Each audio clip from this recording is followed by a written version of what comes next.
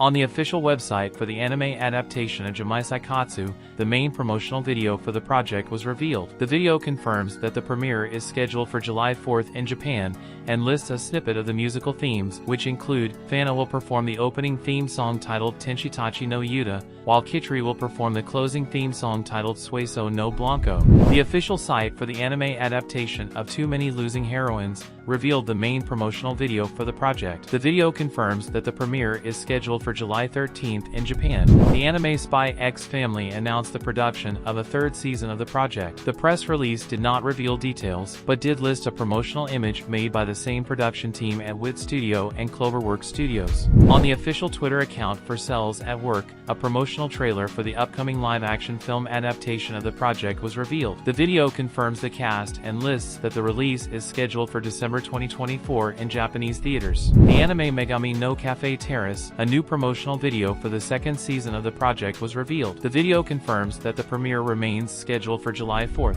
A press release officially announced that the shoujo manga Taman's B-side will be adapted into an anime. Although the release included a message from the author, it did not reveal many production details or a scheduled release date. On the official site for the anime adaptation of Tensei Shirtera Slime Ken, a new promotional video for the third season of the project, currently airing in Japan, was revealed. The anime Re-Zero revealed a new promotional video for the third season of the project. The video confirms that the premiere remains scheduled for the summer 2024 season with an initial 90-minute episode, which, according to the release, will have the content of 4 episodes. The video announces that there will be a preview in theaters in Japan on August 30th. The official site for the anime adaptation of Fairy Tail 100 Years Quest revealed the first promotional video of the project. The video confirms that the premiere is scheduled for July 7th. The famous mangaka Soichiro Yamamoto, in charge of teasing master Takagi-san, is about to release a new story, and as expected, fans could not be more excited for this new story in which their expectations are set and about to know more about this wonderful adventure. After the publication of Chapter 262, the manga Jujutsu Kaisen goes on hiatus. The abrupt pause in publication is due to the sudden illness of Gege Akutami, the author of the franchise. Jun Yamazaki,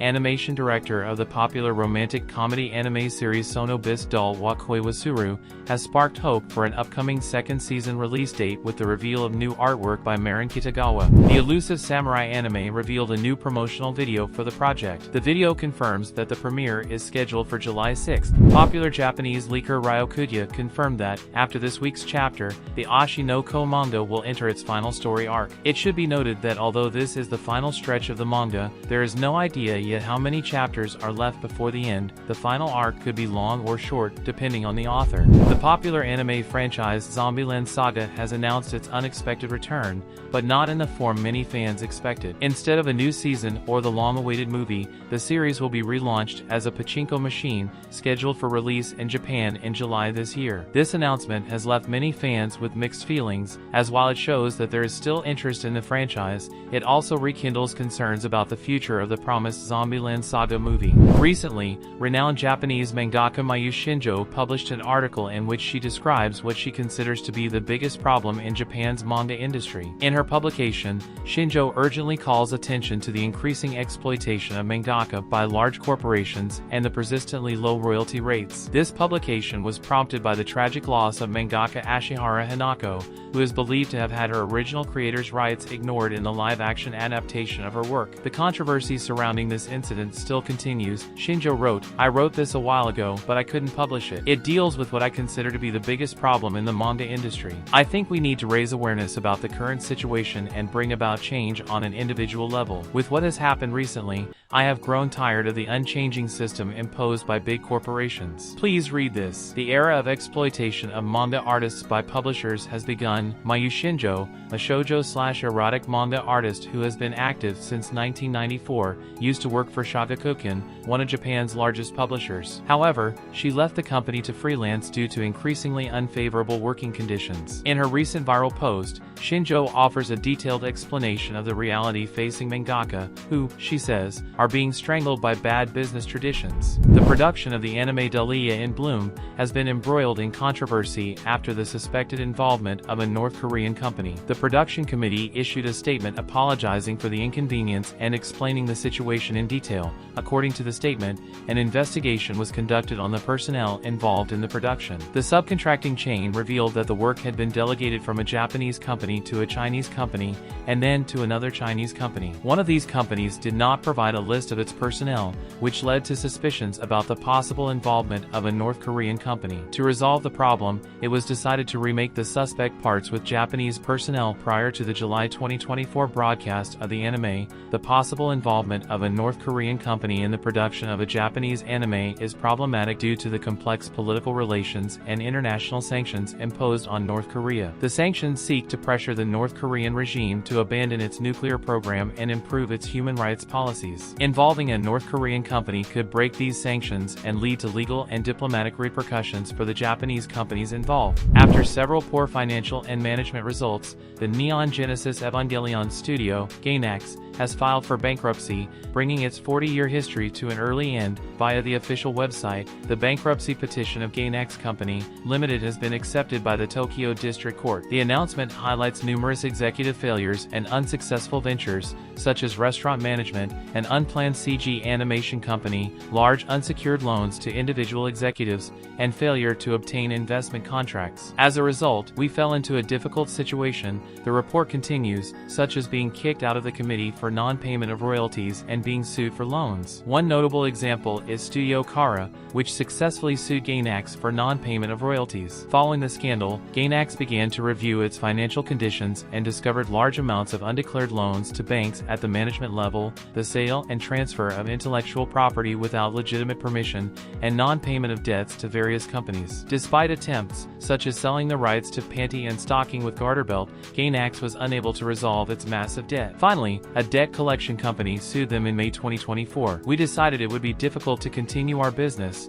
so we filed for bankruptcy, GAINAX continued, apologizing to everyone who had put their trust in the company. The Japanese government has unveiled a draft of the new Cool Japan strategy that will be updated for the first time in 5 years. This new strategy seeks to position anime and video games as key industries and strengthen their promotion overseas. Despite previous failures and government efforts, there is uncertainty as to whether this new strategy will achieve successful results. The final decision will be made soon at the government's intellectual property strategy headquarters. The draft highlights the global expansion of video streaming services and the rise in popularity of Japanese anime, as well as the increase in tourists following the COVID-19 pandemic, arguing that the time has come to relaunch Cool Japan. With the decline of the domestic population in mind, the draft stresses the importance of international expansion of content such as anime and video games, as well as agricultural, forestry, fishery and food products, and the rise of international tourism as crucial sources of foreign exchange earnings. Users around the world have noticed that when logging into many of Kadokawa's domains, they are inaccessible to anyone. The screen of the websites only offers a brief message explaining that the downtime is due to maintenance of the company's domains. According to another company, Nico Nico,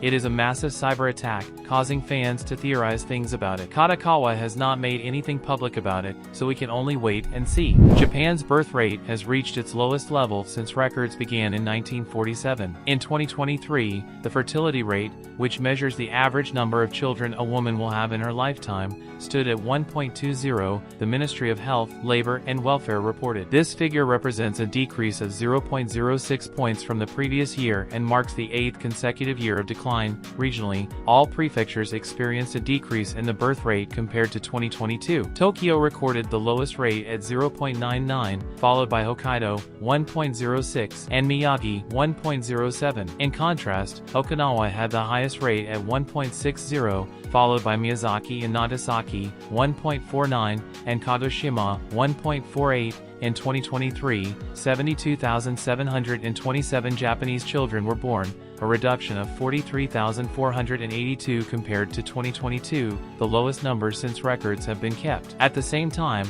the number of deaths reached a record high of 1,575,936, increasing by 6,886 from the previous year. In various international surveys, it has been noted that the level of happiness of people in Japan is relatively low. A recent study by Professor Kazuma Sato of Takashoku University revealed that the percentage of Japanese who consider themselves happy has decreased by 13% over the past 13 years. In addition, another study highlighted that children's happiness is also at low levels. Japan is a prosperous nation, being the fourth largest economy in the world. Citizens enjoy high levels of health, safety, and a rich culture, including anime, manga, and video games. However, problems such as slow post-bubble economic growth, a declining population due to low birth rates and aging, an increase in natural disasters, and persistent gender inequality negatively impact perceptions of happiness. According to an Ipsos survey of 2,000 Japanese aged 16 to 74,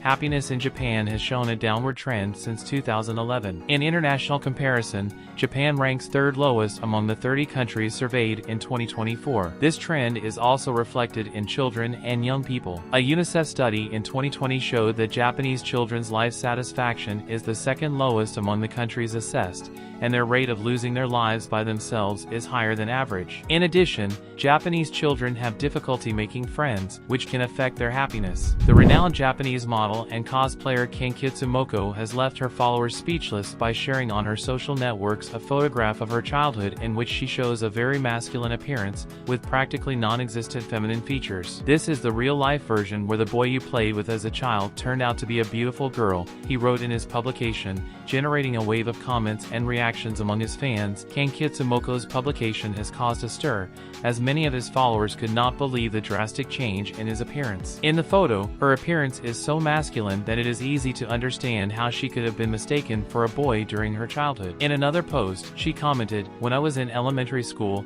I had shorter hair than the boys and played with Beyblades on the playground. When I tried to go into the girls' bathroom, people would say the boys' bathroom is over there because they saw me as a boy." These memories have resonated with many of his followers, who have shared their own similar stories. In Japan, it is relatively common for some boys and girls to go through phases where their gender is not easily discernible from their appearance. This ambiguity may be due to a number of reasons, including genetics, clothing style, and the activities and games they prefer. In many cases, children may opt for short hairstyles and clothing that is not specifically marked by gender, which can lead to confusion. This phenomenon has been used as a narrative device in many popular anime. Series such as Mushoku Tensei, Jobless Reincarnation, and Tomo-chan is a Girl feature characters whose gender identities cause confusion among their friends and acquaintances during childhood, only to reveal a true identity that surprises everyone. These stories resonate with many viewers who have lived through similar experiences or know someone who has. Kankitsu Moko's transition from a male appearance to becoming one of Japan's most popular models and cosplayers is a testament to how people can change and redefine themselves over time. Her story is inspiring and reflects a universal truth: physical appearance during childhood does not always predict how someone will look or identify themselves in the future.